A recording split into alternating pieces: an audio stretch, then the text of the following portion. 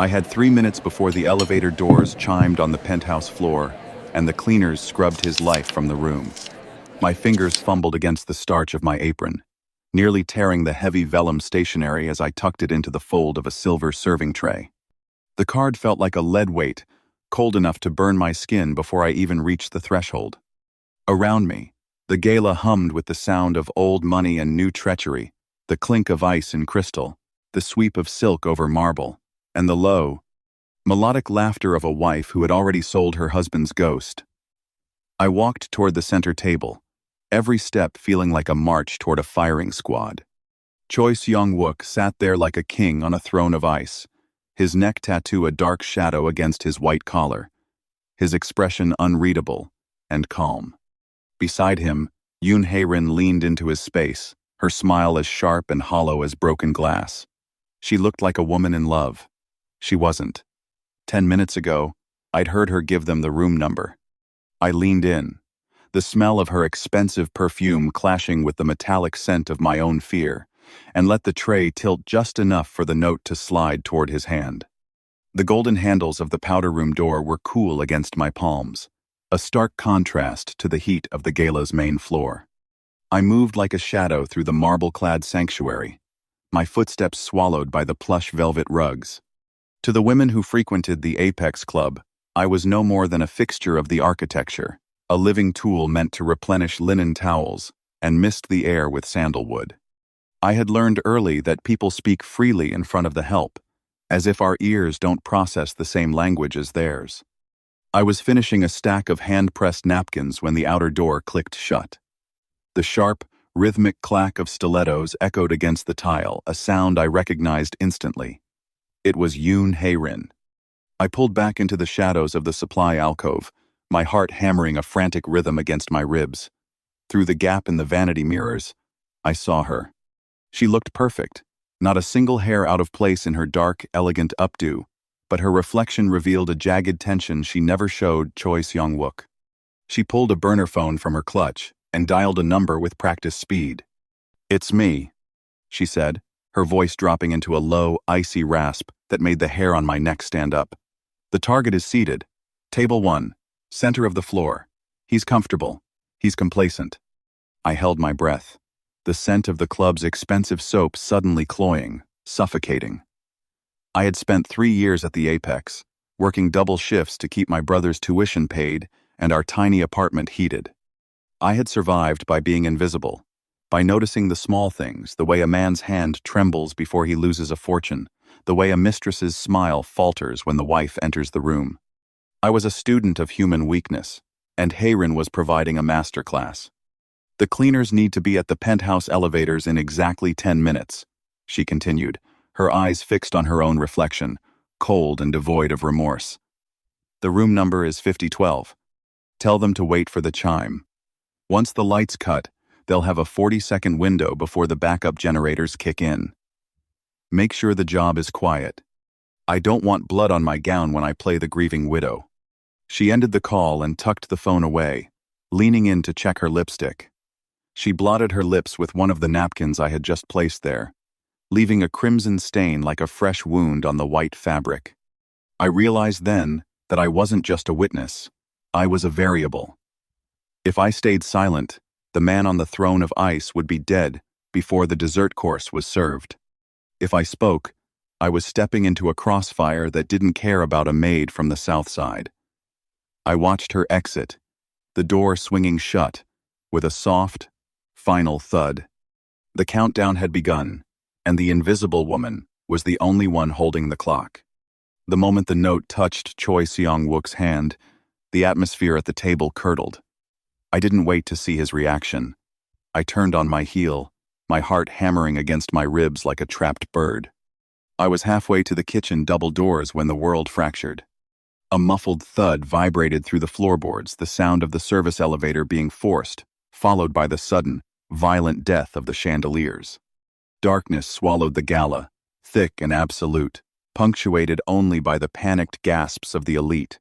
Before I could take another step, a hand like a vice clamped around my bicep. I gasped, ready to scream, but a palm pressed firmly over my mouth. The scent of sandalwood and expensive tobacco filled my senses. "Seong-wook, don't make a sound," he hissed against my ear. His voice wasn't panicked. It was a weapon, honed and sharp. The first gunshot shattered a crystal centerpiece behind us, the sound echoing like a cannon blast in the confined space. Screams erupted, followed by the rhythmic pop-pop-pop of suppressed fire. Seong-wook didn't dive for cover. Instead, he yanked me backward, using my body as a shield while he maneuvered us toward the service entrance. He kept me tight against his chest, his movements fluid and predatory even in the dark. We burst through the swinging doors into the industrial kitchen. The stainless steel surfaces glinted under the flickering red glow of the emergency lights. Behind us, the cleaners burst through the main entrance, 4 men in tactical gear, their faces obscured by shadows. "The back stairwell, now," Seong-wook commanded, shoving me toward the line of industrial refrigerators. A bullet sparked off a hanging copper pot inches from my head.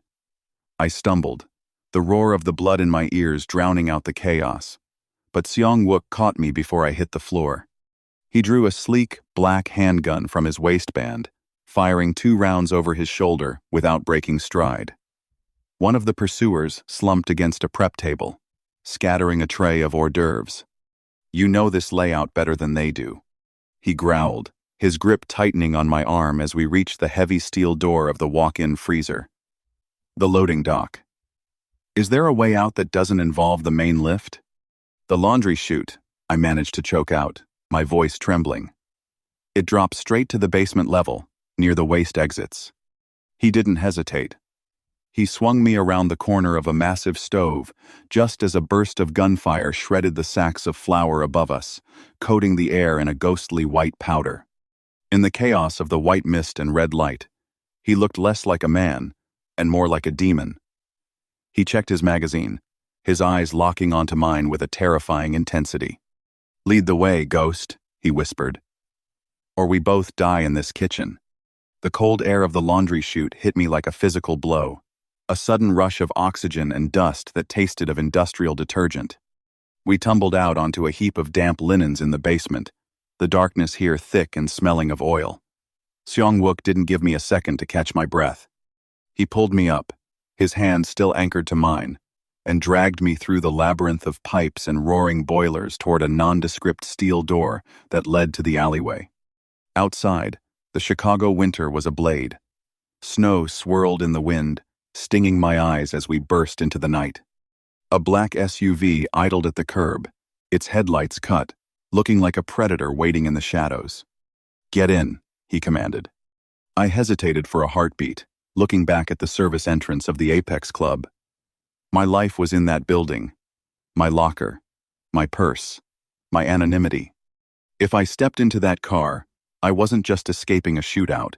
I was leaving the world of the visible. Now, Sade. I slid into the leather interior, the heat of the vehicle instantly warring with the ice on my skin. Seong-wook dived in beside me, slamming the door. Before it was even latched, the tires screeched against the slush, throwing me back against the seat. The city blurred into a smear of neon and gray. For 20 minutes, the only sound was the heavy thud of my heart and the low hum of the engine. Seong-wook sat perfectly still, staring out the tinted window, his silhouette illuminated by the passing streetlights. He looked untouchable, yet I could see the faint red stain on his white cuff.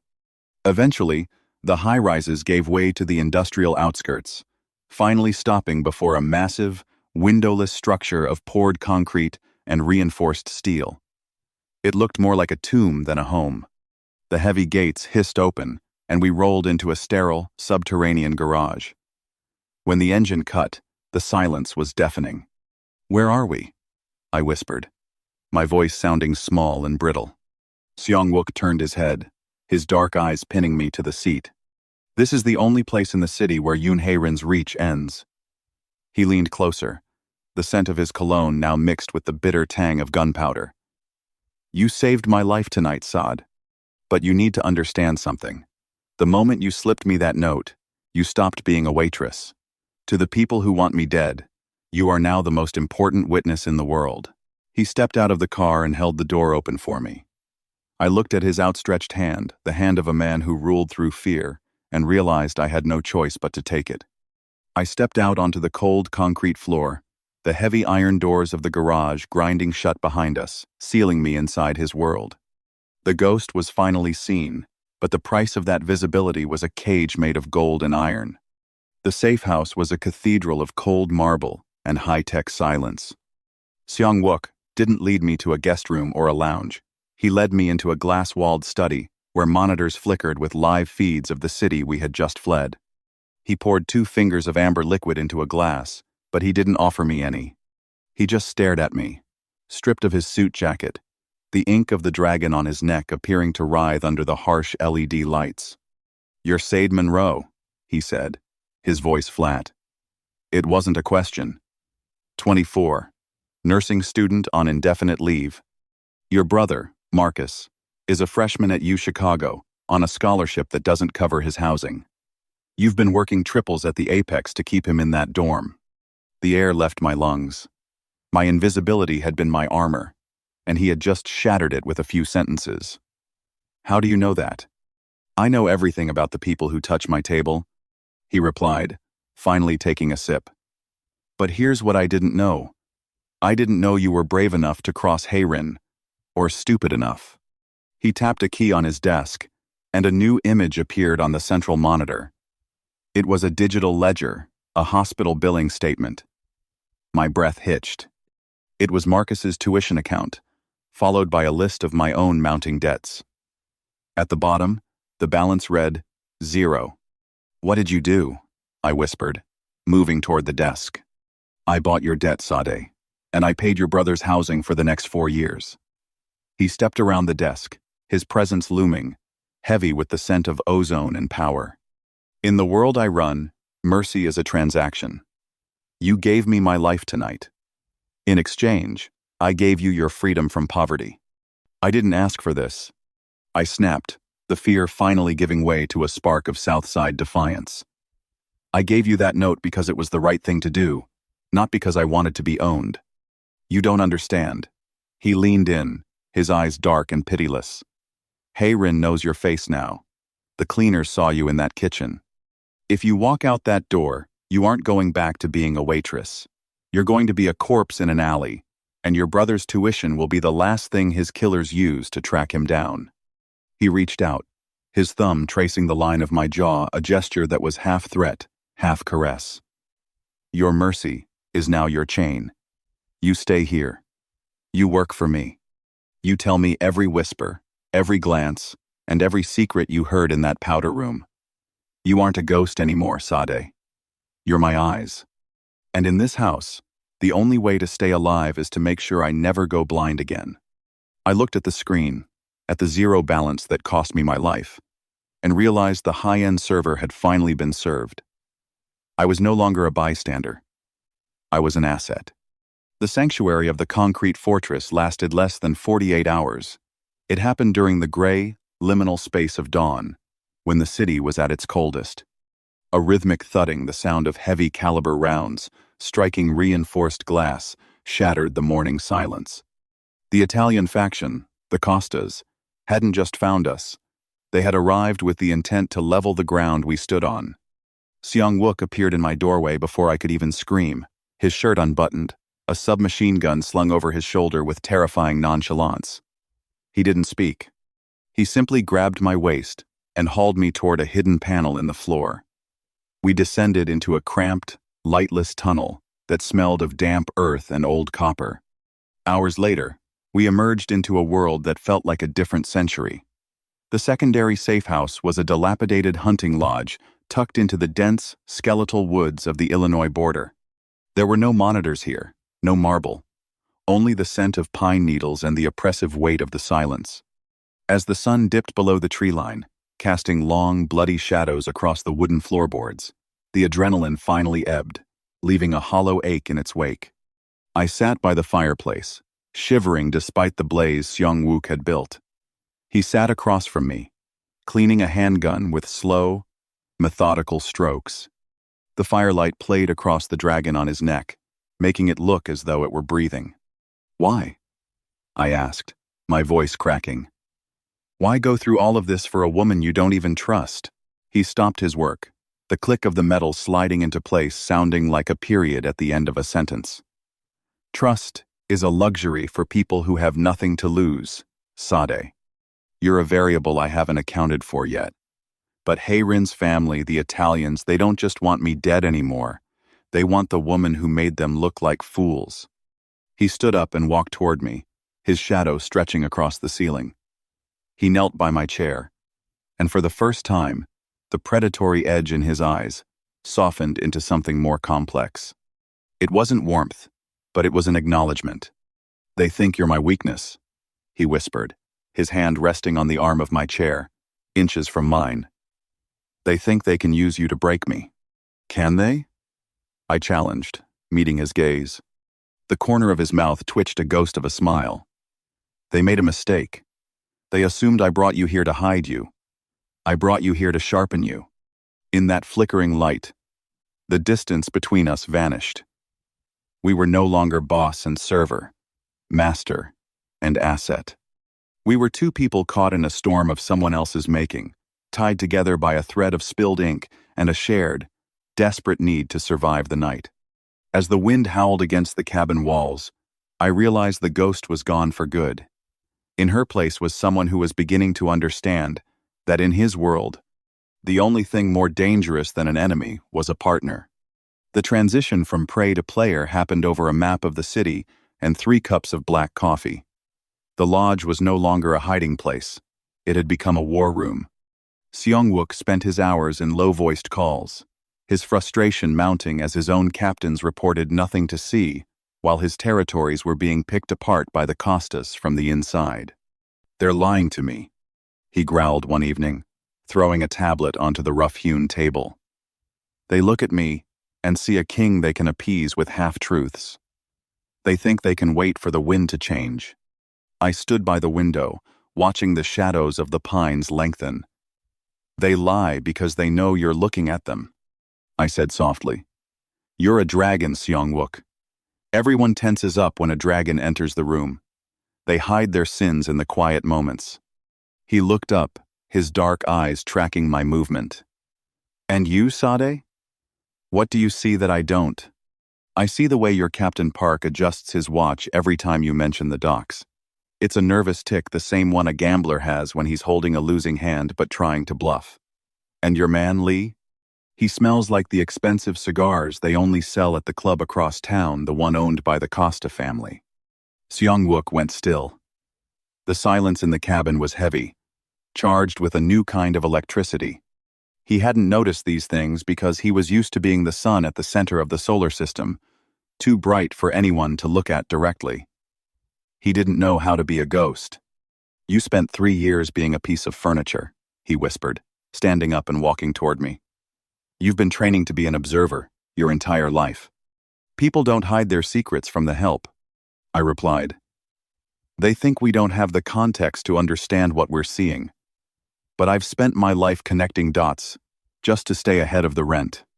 He reached out, not to restrain me this time, but to turn the tablet back toward me. On the screen was a live feed of a high-end restaurant where his captains were currently meeting. Tell me what you see, Sade. Be my eyes. I leaned in, my heart racing with a different kind of adrenaline. For the first time, I wasn't just a witness to the violence. I was the one directing the gaze. I pointed out the subtle shifts in posture, the hushed exchanges between the captains, and the way one man's eyes kept darting to the door. Seong-wook watched me, a dangerous, appreciative light blooming in his eyes. He realized then that I was more than a debt to be managed. I was the ultimate weapon. A woman who could walk through a room filled with monsters and come out with every one of their secrets. The ghost is gone, he murmured, his hand lingering near mine on the table. You're something much more dangerous now. The fragile peace of the lodge was shattered by a delivery that arrived not by a courier, but by a ghost. A nondescript wooden box had been left on the porch, dusted with a light layer of morning frost. I watched from the window as Seong-wook approached it, his movements cautious, his hand hovering near the firearm at his small of his back. When he opened the lid, he didn't flinch, but his entire body went rigid, turning into a statue of cold, vibrating fury. I stepped out onto the porch, the winter air biting through my thin sweater. "What is it?" He didn't answer. He simply stepped aside. Inside the box, resting on a bed of white silk that was rapidly staining crimson, was a severed hand. I gasped, pressing my palm to my mouth to keep from retching. Even without the body, I recognized the heavy gold signet ring on the pinky finger. It belonged to Captain Park, the man I had pointed out on the monitors only days ago. Pinned to the silk by a silver dagger was a thick, cream-colored card. It was an invitation, embossed in gold, to the wedding of the year, the union of the Costa and Kang families. It was the formalization of the coup I had overheard in the powder room. "They're not just killing my people," Seong-wook said, his voice a low, terrifying growl that seemed to vibrate in the very floorboards. "They're mocking the throne. Juno and Haerin think they've won. They think the king is dead in the woods, and the queen is ready to take her crown." He picked up the invitation, his bloody thumbprint marking the pristine card. He looked at me, and for the first time, I didn't see the boss who had bought my debt, or the man who had cleaned his guns in the firelight. I saw the dragon. "They want a wedding," he whispered, his eyes locking onto mine with a lethal intensity. "They want the world to watch as they consolidate their power." "You can't go," I said, my voice trembling with the realization of the trap. "It's a massacre, waiting to happen. I'm not going to watch, Sade, and neither are you." He stepped closer, the scent of the copper blood and the pine forest swirling between us. "You told me you were a student of human weakness. At that wedding, every traitor I have left will be in one room, distracted by their own greed and Haerin's vanity. They think you're a victim. They think I'm a memory." He handed me the invitation. The weight of it felt like the vellum note I had slipped him at the apex, a catalyst for an ending I couldn't yet see. "We're going to give them the wedding they deserve. You'll be my eyes in the crowd, and I will be the blade in the dark. By the time the cake is cut, there won't be enough of the Costa family left to bury." The ghost was gone, and the server was finished. As I looked at the severed message, I realized I was no longer just surviving. I was preparing for a coronation. The grand ballroom of the Costa estate was a sea of white lilies and black tuxedos, a vision of matrimonial purity that masked a nest of vipers. I moved through the crowd with a silver tray balanced on my fingertips. The familiar weight of it grounded me even as the wire taped to my ribs burned against my skin. My hair was pulled into the same neat bun I'd worn at the apex, my expression a mask of practiced, invisible servitude. To the hundreds of guests, I was just background noise. To Yoon Haerin, sitting at the head table in a gown of ivory lace, I was a ghost she thought she had successfully exorcised. I approached the bridal table, my heart a steady drumbeat of war. Seong-wook's voice crackled once in my earpiece, a low, reassuring hum from his position in the rafters. I leaned in, pouring a vintage Krug into Haerin's flute. "The vintage is excellent, ma'am," I whispered, my voice just loud enough for her to hear. "Though it's a shame Captain Park couldn't be here to toast to your health. He was always so fond of the gold signet he wore." Haerin's glass faltered. She looked up, her eyes widening as she recognized me. The elegant wife vanished, replaced by the jagged creature I had seen in the powder room. "You," she hissed, her fingers tightening around the stem of the glass. "You should be at the bottom of the lake." "I was busy," I said, leaning closer as if to adjust her silverware. "I was busy listening to the recordings Seong-wook has been collecting. He knows about the room number, Haerin. He knows about the cleaners. It doesn't matter what he knows," she spat, her voice a poisonous thread of confidence. "By the time the sun rises, Juno will have the seal, and Seong-wook will be a footnote. I didn't just give them a room number, I gave them his life. I spent 2 years poisoning his captains, turning his own blood against him. Do you really think a little waitress is going to stop a coup?" "I'm not just a waitress," I murmured, a cold smile touching my lips. "I'm the witness. And everyone in this room just heard you." The color drained from her face as she looked toward the mezzanine. The music didn't stop, but the atmosphere shattered. Seong-wook stepped out from the shadows of the balcony, his silhouette a dark omen against the white lilies. He didn't look like a husband. He looked like an executioner.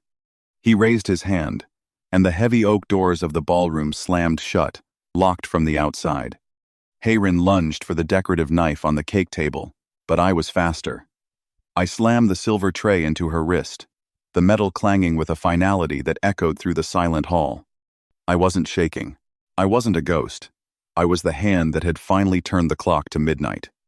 The snow fell in thick, silent flakes over the city, blanketing the jagged skyline of Chicago in a deceptive layer of purity.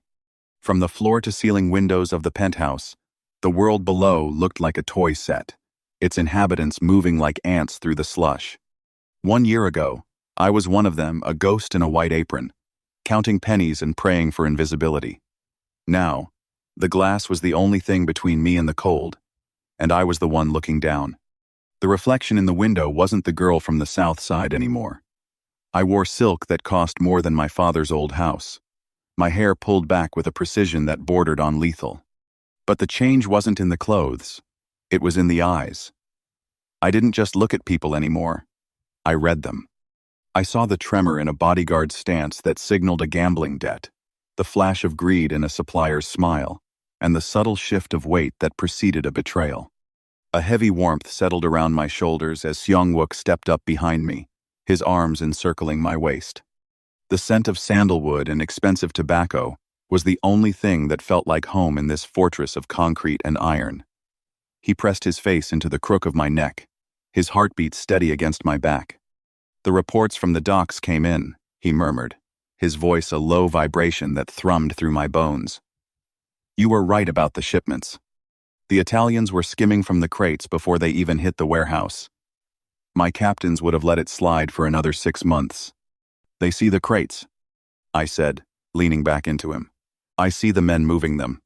People always forget to hide their faces from the help, even when the help is sitting at the head of the table." He turned me in his arms, his dark eyes searching mine.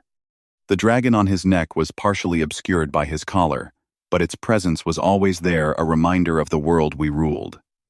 "Do you ever regret it? The quiet life you had before the note?" I looked at the zero balance on my life's ledger and thought of Marcus, safe in his dorm, and the power that now flowed through my fingertips like a live wire. I thought of the wedding massacre, the smell of gunpowder mixed with lilies, and the moment I stopped being a victim and started being a partner. "I was a ghost for 24 years, Seong-wook," I whispered, reaching up to trace the line of his jaw. "You didn't just make me a survivor. You made me the person who sees the blade before it swings." He kissed me then, a slow, possessive seal on a life built from blood and winter wind. Outside, the city slept, unaware of the two predators watching over it. We were no longer master and asset, or boss and maid. We were the empire. And as long as I remained his eyes, the dragon would never fall.